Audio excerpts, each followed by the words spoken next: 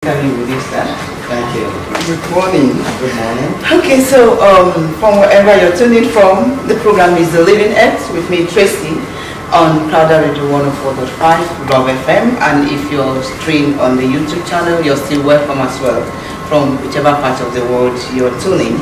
The program talks about environment and sustainable livelihood issues and what we have to do to make sure we live sustainably in this one environment that the Creator Himself has given to us, so that we'll be able to pass to the next generation an environment they can live and express themselves effectively. So in today's edition, we have the honor of having the Honorable Minister for Environment, Nigeria, here with us today. You're welcome, sir. Thank you. Good morning. Okay, before we get into the real crux of our discussion today, can you give us like an overview of what the mandate of the ministry is all about and how it's geared towards impacting an everyday Nigerian and the environment?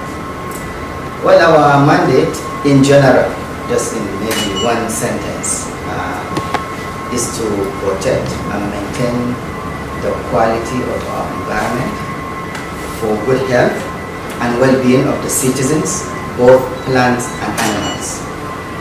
Also, to promote the use of natural resources sustainably for the use of the next generation, while we derive all the benefit today, but to make sure we leave it intact so that the next generation can also enjoy the same thing. We also have the mandate of ensuring research and development in the environmental sector for, again, sustainable development and use of the environment, to restore the ecosystem, the ecological quality of the environment anywhere we have issues with that. We have issues of erosion, flooding, all those things are part of the mandate of the ministry to maintain and to restore that. It's part of our mandate. Also raising awareness, public awareness on the linkages of all environmental sectors. Environment is connected. Whether you are talking about water, you are talking about air, you are talking about land, they are all interconnected. If one is impacted, the others might as well also be impacted.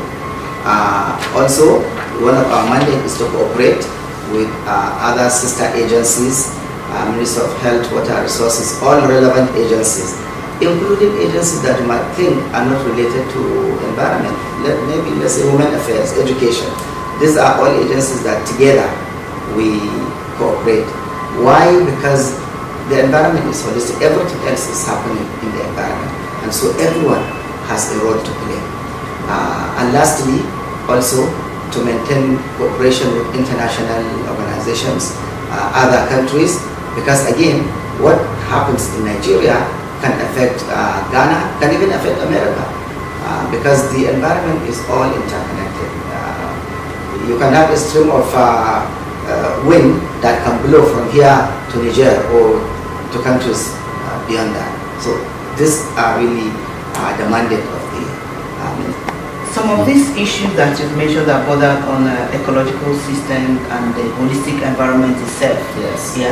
What are the critical things you're doing to contain some of such exposures, especially with this recent outbreak of diseases like lassa fever? Incidentally, this Sunday, 2 days ago, we flagged off our national sensitization workshop on lassa fever to educate the general public on what is lassa fever, how it started, how it's transmitted, what can you do to prevent yourself from getting infected from the rodents, and then between individuals. We are going to replicate that in all the state. We flag up in Kaduna State, and we intend to do this all across the state. We are going as far as actually showing people physically how to even place rodenticides and how to handle them and how to handle dead rats and all this and that. Because the infected rats, whether dead or alive, can still infect you with any of the fluid, feces, urine, blood, you name it. So these are some of the things we are doing on the lassa fever. And we have the environmental health officers in all the 36 states of the Federation.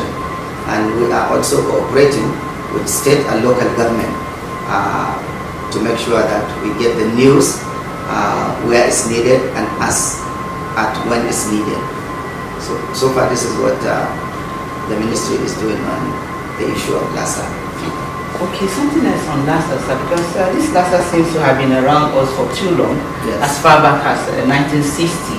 1969 precisely. Exactly. So most persons are wondering why has it not been turned out completely? Because if we could have so much energy put in to this other one that happened some time ago that was airborne, and in fact Nigeria was really given a kudos for handling it effectively. How come lassa seems to be this prevalent? Some persons are like, is it because it seems to be like a poor man issue? You should now just go and handle it. Well, no, it's not so much of that. Sanitation is one of the things. But let me come back to the reality. This lassa has become endemic. Endemic diseases meaning they are always there. And the lassa rats ordinarily are usually out in the fields where there are crops because they feed on farm produce. During harvest, when all the produce are now harvested and brought back to the homes, they can find food, so they trace their way, they find that. Anything that is endemic, for the most part, is difficult to wipe out. But this is how it works. There are seasons when it will be on the rise, like I said, when the food is brought home. But also there are ways that you can do to keep it, cover it. When the rat comes to your house today, tomorrow, and cannot find food, they go away.